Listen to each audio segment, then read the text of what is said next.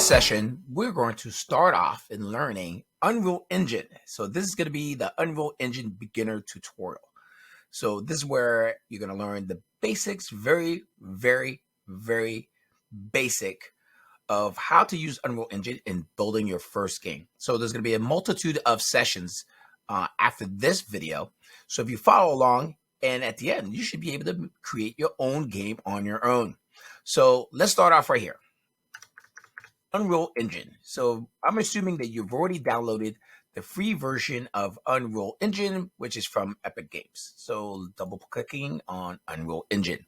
Now, depending on the speed of your CPU and how much memory you have, not just graphics, which is video RAM, but also RAM on your motherboard, which determines how fast Unreal Engine is going to actually work very well for you. So here you're going to have your default, but we're looking at 4 different categories, project categories: games, film, television, as far as live events. So you can set up templates as far as VR stuff. It's a nice little video environment. Architecture when it comes to engineering, creating 3D realistic buildings and stuff like that. And then, of course, production lines, manufacturing, simulations, automation. So we're going to be working with more games. Now, when you create a new project, it'll show up what's called your Unreal Project browser. I call it a dashboard. So let's click on games. And when we click on it, we're going to see the next level is actually opening up. If not, if any projects that you would have, they would be posted up here. And you can actually just click on them and open it up right away. So in case, we're going to click on games and select next. Now, these are the generic templates that Unreal Engine provides. Vehicle advanced. Whoa, we can set this up as road, terrain, virtual reality, vehicles, basically top down, like Grand Theft Auto and all the other games like that. Pole position, 2-side slider scroller. This is almost like a little Donkey Kong, like the new version 3D. Then you have what's called little adventure games, like not necessarily Call of Duty or games like that, but I was gonna say like Street Fighter, the new versions of it. Then you have handheld, which is awesome. It's like augmented reality. I feel like a lot of kids would really jump on that, especially to go home and play with around. So you have all other types of templates to actually easily get you started. So in this case, we're going to start with a blank. A lot of people say, no, why not the first person shooter? No, we're going to start with a blank. All right, because that's our intention. So again, a clean, empty project with no code, nothing. All right, so hit next. Now you have different options, the project settings. Now, by default, it'll start off with Blueprint, or you can go right into C++. In other words, everything we do will be programmed in C++ language. Or you can go into Blueprint. Now, you still have the ability to code later in C++ as you're building. But with Blueprint, it's easy to just grab tools, objects, and just place them on your grid, and code would be developed along the way. Now, you could add more code, which you're going to need, you really are going to need to do, so you can make things work, okay? Then you have maximum quality as far as resolution. Now, you have the scalable 3D or 2D maximum. I recommend maximum, especially if you have a video graphics card that has at least 8 gigabytes of video RAM on up. Even 4 would work fine.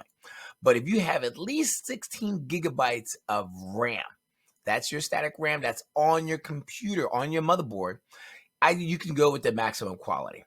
All right. Ray tracing, depending on the video graphics card, do not enable ray tracing.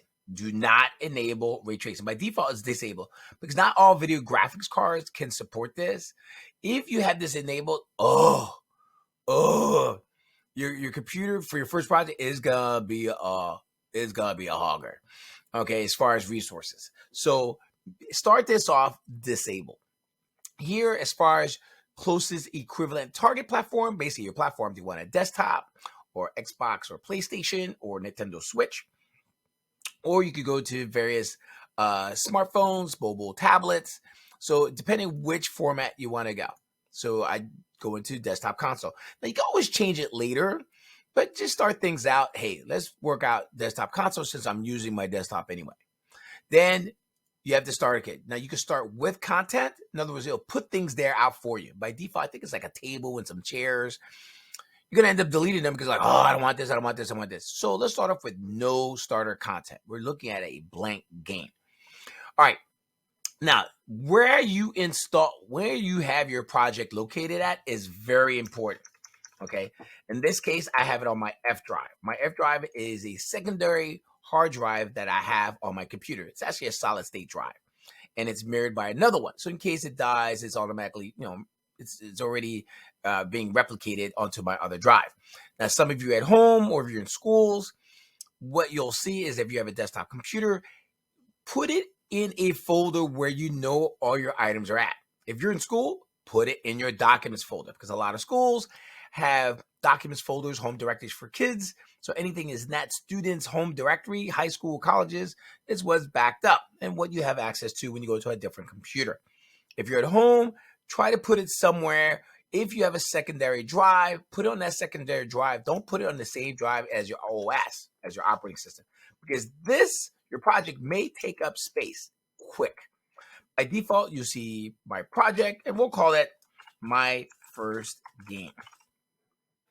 All right, we'll call it my first game. So it'll create a folder, my first game, and have all the necessary subfolders and other content related to your project. Then I'll click Create Project. Now, depending on the speed of your CPU, it'll actually generate everything, and also, of course, your hard drive, and everything should be popping up. I'm waiting, we're waiting, here we go. We're 9%, 45%. I'm not like tooting my own horn, but this is kind of slow. It would have been up already. Anyway, this is where we're at. We're looking at our blank template.